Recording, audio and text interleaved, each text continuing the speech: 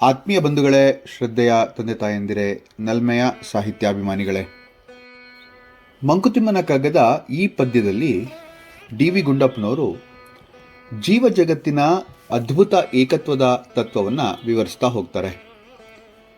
ನಾವು ಸಾಮಾನ್ಯವಾಗಿ ಮನುಷ್ಯ, ಪ್ರಾಣಿ, ಪಕ್ಷಿ, ಕೀಟ, ಸರೀಸೃಪ ಅಂಥೇಳಿ ಬೇರೆ ಬೇರೆ ವರ್ಗಗಳನ್ನು ಮಾಡ್ತೀವಿ. ಆದರೆ ಪ್ರಕೃತಿಯ ದೃಷ್ಟಿಯಲ್ಲಿ ಇವೆಲ್ಲವೂ ಒಂದೇ ಜೀವಶಕ್ತಿಯ ವಿವಿಧ ಅಭಿವ್ಯಕ್ತಿಗಳು. ಎಷ್ಟು ನಿಜ ಅನಿಸ್ಬಿಡುತ್ತಲ್ವಾ? ಈ ಕಗ್ಗದಲ್ಲಿ ಡಿ ವಿ ಜಿಯವರು ಉಸಿರು ಎಂಬ ಸರಳ ಅನುಭವದ ಮೂಲಕ ವಿಶ್ವದ ಎಲ್ಲ ಜೀವಿಗಳು ಪರಸ್ಪರ ಹೇಗೆ ಸಂಬಂಧವನ್ನು ಹೊಂದಿವೆ ಎಂಬುದನ್ನು ತೋರಿಸ್ತಾ ಇದ್ದಾರೆ.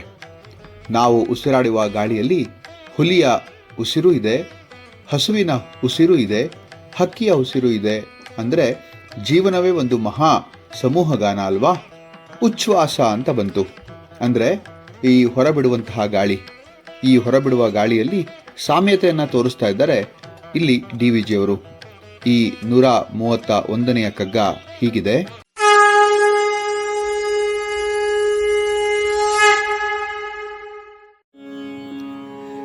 ಪುಲಿಸಿಂಗದುಚ್ಛ್ವಾಸ ಹಸುಹುಲ್ಲೆ ಹಯದುಸಿರು ಹುಳುಹಾವಿಲಿಯ ಸುಯಿಲು ಹಕ್ಕಿ ಹದ್ದುಯಿಲು ಕಲೆ ತಿರ್ಪುವಿ ಎಲ್ಲ ನಾಮುಸಿರ್ವೆಲರಿನಲಿ ಕಲಬರಿಕೆ ಜಗದುಸಿರು ಮಂಕುತಿಮ್ಮ ಮಂಕುತಿಮ್ಮ. ಈ ಕಗ್ಗದ ಮೂಲಭೂತ ತತ್ವ ಏಕತ್ವ ಅಂದರೆ ತಪ್ಪಾಗಲ್ಲ.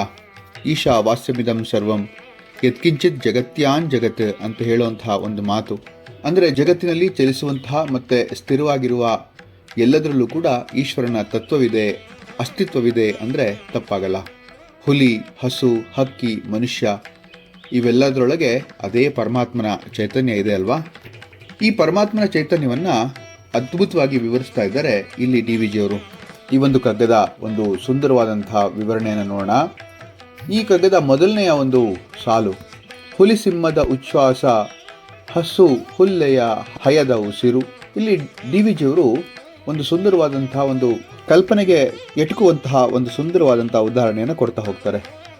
ಹುಲಿಯೂ ಕೂಡ ಉಸಿರಾಡುತ್ತೆ, ಸಿಂಹವೂ ಕೂಡ ಉಸಿರಾಡುತ್ತೆ, ಹಸು, ಜಿಂಕೆ, ಕುದುರೆ ಕೂಡ ಉಸಿರಾಡುತ್ತೆ, ಹುಳು, ಹಾವು, ಹಕ್ಕಿ, ಹದ್ದು ಎಲ್ಲವೂ ಉಸಿರಾಡುತ್ತೆ. ಇವುಗಳೆಲ್ಲರ ಉಸಿರು ಒಂದೇ ವಾತಾವರಣದಲ್ಲಿ ಬೆರೆತು ಹೋಗುತ್ತೆ.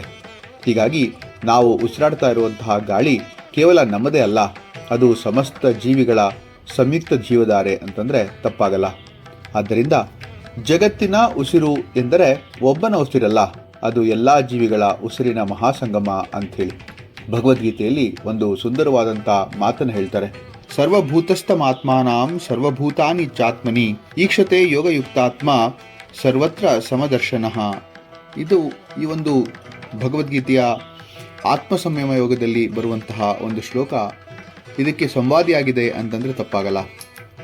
ಯೋಗಿ ಎಲ್ಲ ಜೀವಿಗಳಲ್ಲೂ ತನ್ನ ಆತ್ಮವನ್ನು ಕಾಣ್ತಾನೆ, ತನ್ನೊಳಗೆ ಎಲ್ಲ ಜೀವಿಗಳನ್ನು ಕಾಣ್ತಾನೆ ಅನ್ನೋದೇ ಡಿ ವಿ ಜಿಯವರ ಈ ಕಗ್ಗದ ತಾತ್ಪರ್ಯ ಕೂಡ ಹೌದು. ಡಿ ವಿ ಜಿಯವರು ಕೇವಲ ಕವಿಯಲ್ಲ, ಜೀವನದ ಸೂಕ್ಷ್ಮ ವೀಕ್ಷಕರು ಕೂಡ ಆಗಿದ್ರು ಅಂದರೆ ತಪ್ಪಲ್ಲ.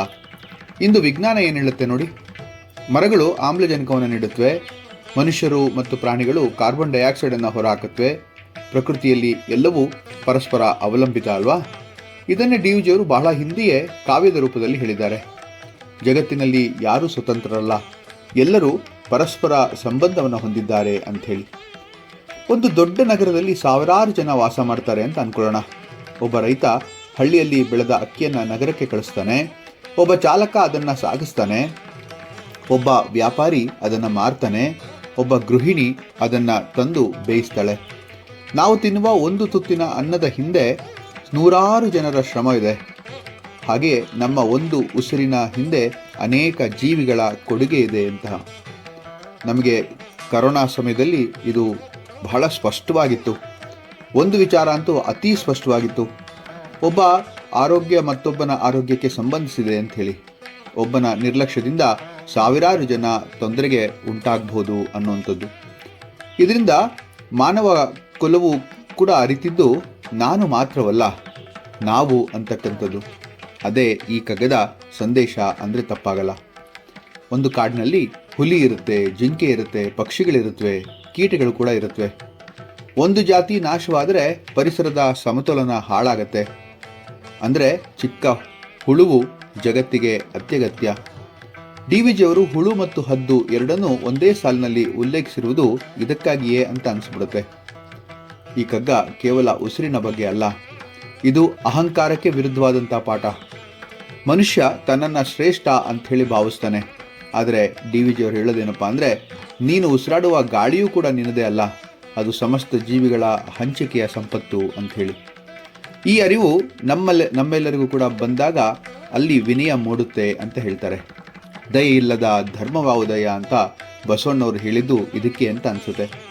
ಎಲ್ಲ ಜೀವಿಗಳಲ್ಲೂ ಕೂಡ ಒಂದು ಚೈತನ್ಯವಿದೆ ಎಂಬ ಅರಿವು ಬಂದಾಗ ದಯೆ ಹುಟ್ಟುತ್ತಲ್ವಾ? ಆ ದಯೆಯೇ ಧರ್ಮದ ಮೂಲ. ಈ ಒಂದು ಕಗ್ಗ ನಮಗೆ 3 ಮಹತ್ವದ ಪಾಠವನ್ನು ಹೇಳುತ್ತೆ. ಜೀವ ಜಗತ್ತಿನ ಏಕತ್ವವನ್ನು ಅರಿತುಕೊಳ್ಳೋಣ ಅಂಥೇಳಿ, ಅಹಂಕಾರವನ್ನು ಕಡಿಮೆ ಮಾಡಿಕೊಳ್ಳೋಣ, ಪ್ರಕೃತಿ ಮತ್ತು ಎಲ್ಲ ಜೀವಿಗಳನ್ನು ಗೌರವಿಸೋಣ ಅಂಥೇಳಿ. ಹುಲಿಯ ಉಸಿರಾಗಲಿ, ಹಸುವಿನ ಉಸಿರಾಗಲಿ, ಹಕ್ಕಿಯ ಉಸಿರಾಗಲಿ, ಮನುಷ್ಯನ ಉಸಿರಾಗಲಿ, ಅವೆಲ್ಲವೂ ಅಂತಿಮವಾಗಿ ಒಂದೇ ವಿಶ್ವ ಜೀವನದ ಭಾಗಗಳು. ನಾವು ಬೇರೆ ಬೇರೆ ದೇಹಗಳಲ್ಲಿ ಕಾಣಿಸ್ಕೊಂಡ್ರೂ ಕೂಡ ಜೀವದ ಮೂಲಾಧಾರ ಒಂದೇ ಅಲ್ವಾ? ಆದ್ದರಿಂದ ಡಿ.ವಿ.ಜಿಯವರು ಈ ಕಗ್ಗದಲ್ಲಿ ನಮಗೆ ನೆನಪಿಸ್ತಾ ಇರೋದೇನಪ್ಪ ಅಂತಂದರೆ, ಜೀವನವೆಂಬುದು ಪ್ರತ್ಯೇಕ ಅಸ್ತಿತ್ವಗಳ ಸಂಕಲನ ಅಲ್ಲ, ಅದು ಪರಸ್ಪರ ಬೆರೆತಿರುವ ವಿಶ್ವ ಚೈತನ್ಯದ ಮಹಾ ಸಂಗಮ ಅಂಥೇಳಿ. ಎಷ್ಟು ಅದ್ಭುತವಾಗಿ ಈ ಒಂದು ಶ್ಲೋಕವನ್ನು, ಅಂದರೆ ಈ ಒಂದು ಕಗ್ಗವನ್ನು ಡಿ.ವಿ.ಜಿಯವರು ಹೇಳ್ತಾ ಇದ್ದಾರೆ. ಹುಲಿ ಸಿಂಹದ ಉಚ್ಛ್ವಾಸ, ಹಸು ಹುಲ್ಲೆಯ ಹಯದ ಉಸಿರು, ಹುಳು ಹಾವಿಲಿಯ ಸುಳಲು, ಹಕ್ಕಿ ಹದ್ದುಯಲು, ಕಲೆ ತೀರ್ಪುವಿ ಎಲ್ಲ ನಾಂಬುಸಿರ ಎಲ್ಲರಿನಲ್ಲಿ, ಕಲಬೆರಕೆ ಜಗದುಸಿರು ಮಂಕುತಿಮ್ಮ, ಕಲಬೆರಕೆ ಜಗದುಸಿರು ಮಂಕುತಿಮ್ಮ. ಮುಂದಿನ ಕಗ್ಗದೊಂದಿಗೆ ಮತ್ತೆ ಭೇಟಿಯಾಗೋಣ. ನಮಸ್ಕಾರ.